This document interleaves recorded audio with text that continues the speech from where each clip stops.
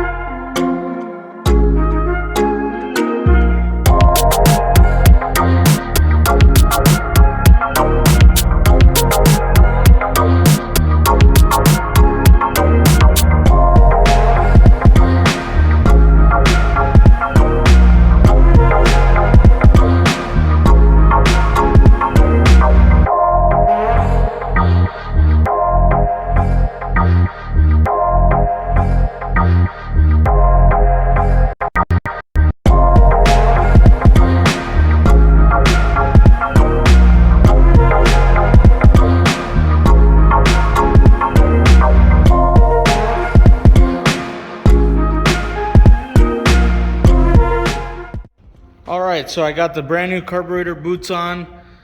I don't want any vacuum leaks, so I decided to get some new ones just in case those other ones were dry rotted. I also put on some brand new stainless hardware just to give it, a cleaner look, and can't go wrong with new hardware. Before you put the carbs on, you want to make sure that all of these are working properly and going down. Let's go ahead and put them on. They look good.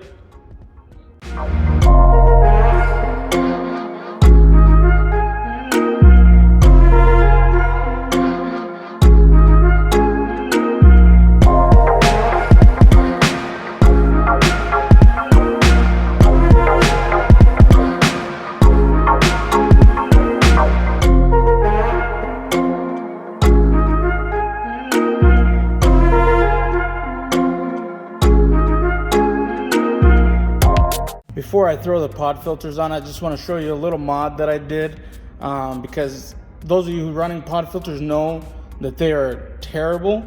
They look good, but they suck literally too much. So what I did, I cut an ice cream bucket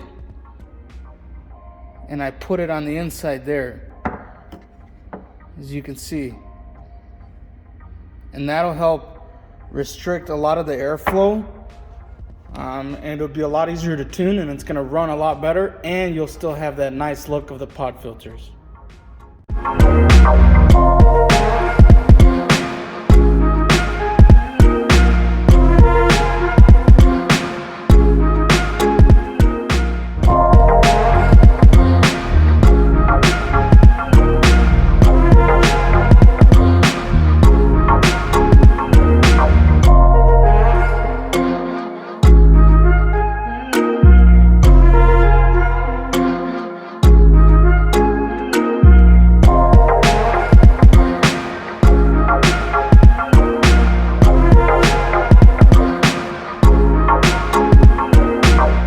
Well, there you have it. I got the carburetors on.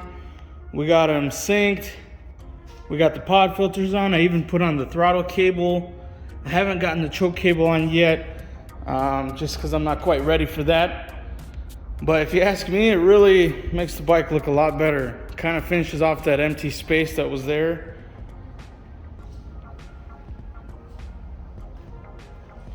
And then if you didn't notice, I have this little breather for the case as well. I think it kind of complements that together. That's gonna do it for this one, guys.